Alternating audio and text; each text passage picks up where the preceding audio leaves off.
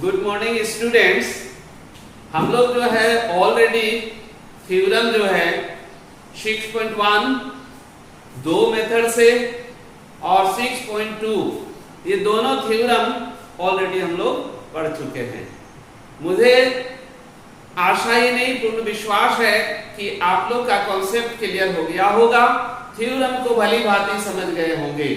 Theorem ऐसा चीज होता है कि उसको यदि समझ गए तो बाकी एक्सरसाइज इजी हो जाता है। तो स्टूडेंट्स, इसके बाद 6.1 एक्सरसाइज है, किंतु वह इतना आसान है कि आप आसानी से बना सकते हैं, इसलिए वो हम आप लोगों पर छोड़ते हैं। आज हम लोग एक्सरसाइज 6.2 सॉल्व करेंगे। कुछ क्वेश्चन मैं सॉल्व करूंगा, कुछ आप करेंगे, जल्दी से सिलेबस कंप्लीट करेंगे और इस कोरोना काल में भी हम लोग बेहतर से बेहतर जो है जो एजुकेशन प्राप्त करेंगे। तो स्टूडेंट्स, अब हम लोग चलते हैं 6.2 का पहला प्रश्न। जैसे ऑलरेडी ये दिया हुआ है, क्या दिया हुआ है? DE पैरेलल BC ये दिया हुआ है और हमको निकालना क्या है? EC। आप देख रहे हैं फिगर, पहला का फिगर ये है, इसमें दिया हुआ है AD दिया है 1.5 सेंटीमीटर और BB दिया है 3 सेंटीमीटर, AE दिया है 1 सेंटीमीटर। आपको EC फाइंड करना है। तो गिवन है, क्या गिवन है? तो DE पैरेलल BC कहां पर? In triangle ABC। तो आप 6.1 थ्योरम में पढ़े हैं, यदि किसी त्रिभुज में एक साइड के पैरेलल कोई लाइन खींचा गया है और दो साइड को इंटरसेक्ट करता है, तो जो रेशियो होगा वो सेम होगा। That means AD by DB is equal to AE by EC। आपको कुछ नहीं करना, केवल वैल्यू पुट कर देना है। ऑलरेडी आप जानते हैं, क्या जानते हैं? AD is equal to 1.5 और ये है 3 और यहाँ क्या है 1 और आपको निकालना है AC का AC। स्टूडेंट्स, क्रॉस मल्टीपल आप जानते हैं ऐसे में कैसे वैल्यू फाइंड किया जाता है। क्रॉस मल्टीपल करेंगे, EC into 1.5 is equal to 3 into 1। आगे हम लोग चलते हैं स्टूडेंट, EC हमें फाइंड करना है। EC तो क्या हो जाएगा? 3 1 3 और ये मल्टीपल है, इधर आके डिवाइड में 1.5। इसको आप लिख सकते हैं 30/15। क्यों लिख सकते हैं? पॉइंट यदि एक नंबर से पहले हटाते हैं तो एक तो 0 इज इक्वल टू कितना हो गया? 2। क्यों? 15 1 जा 50, 15 2 जा 30। स्टूडेंट्स, इतना सेंटीमीटर। और इस तरह से एक क्वेश्चन कंप्लीट हुआ। यदि हम इसी का दूसरा क्वेश्चन को देखते हैं, दूसरा क्वेश्चन भी डिटो है। यहां भी आप देख रहे हैं DE पैरेलल BC गिवन है और AD हमको फाइंड करना है। इसमें से 1 2 3 4 कोई भी 4 में से 3 दिया है तो आप एक निकाल ही सकते हैं। चलिए स्टूडेंट्स, वही बात को हम यहां भी लिख देते हैं। इन ट्रायंगल ABC में आप क्या देख रहे हैं? DE parallel BC। तो अकॉर्डिंग या फिर बाय थ्योरम 6.1 क्या हो जाएगा? वही बिल्कुल AD by DB is equal to AE by EC। चलिए आगे बढ़ते हैं। सबका वैल्यू बैठा दीजिए। AD नहीं मालूम, AD, लेकिन आपको DB तो मालूम है ना? DB 7.2 इज इक्वल टू क्या हो गया? AE कितना है 1.8 और यहाँ है 5.4। चलिए स्टूडेंट आगे बढ़ते हैं। क्रॉस मल्टीपल जैसा आप जानते हैं बहुत ही आसान बात है। AD into 5.4 is equal to 1.8 into 7.2। चलिए AD का वैल्यू हमें निकालना है, तो AD को एक साइड में क्लियर करना होगा।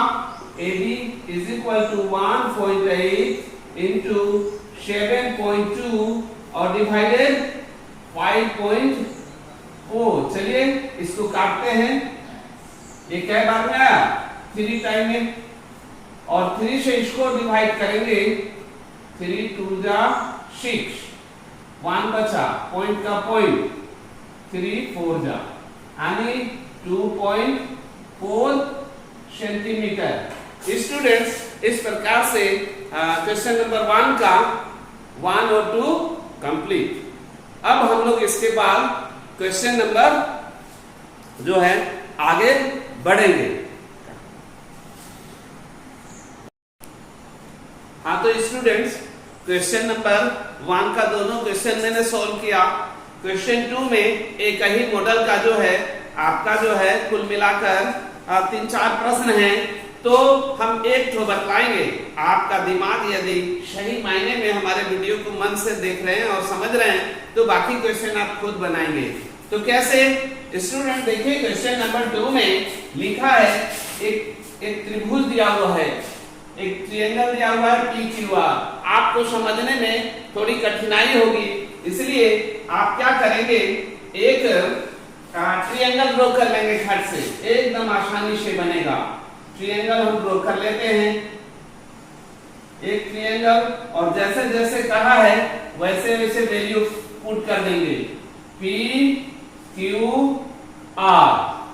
PQR इसमें से हमको प्रूव करना है EF पैरेलल टू QR, यानी EF यहां पर एक लाइन है, EF लाइन है। ओके स्टूडेंट्स, तो क्या क्या दिया हुआ है उसको यहां फटाफट लिख दीजिए। लिखा है PE है 3.9 सेंटीमीटर, और EQ स्टूडेंट दिया हुआ है 3 सेंटीमीटर, ठीक है। अगला दिया है PF दिया हुआ है 3.6 सेंटीमीटर स्टूडेंट्स, और क्या दिया है FR दिया हुआ है 2.4 सेंटीमीटर।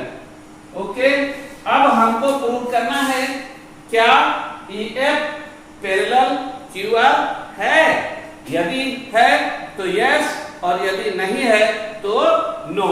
कैसे जानेंगे, हम लोग यहाँ थ्योरम 6.2 का यूज कर लेते हैं।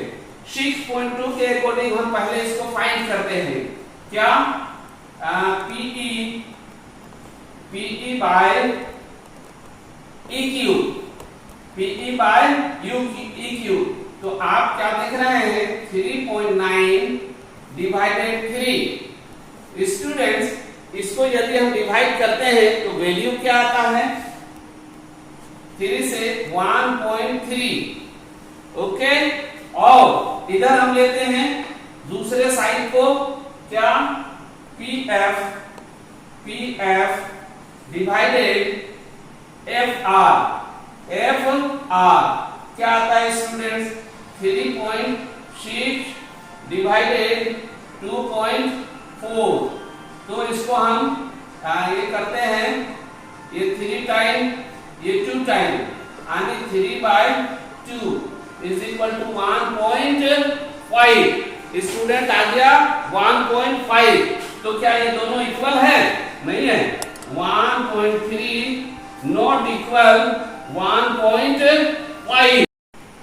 तो स्टूडेंट्स हम लोगों ने क्या देखा, 1.3 नॉट इक्वल 1.5, यानी दोनों बराबर नॉट इक्वल, ये बराबर नहीं है किसके, तो PF बाय ER जब बराबर नहीं है, ये दोनों बराबर नहीं है, तो हम क्या कह सकते हैं कि पैरेलल नहीं है। और यदि बराबर आ जाता तो हम क्या कहते, पैरेलल है। तो हम यहां लिख सकते हैं, क्या लिखेंगे, EF नॉट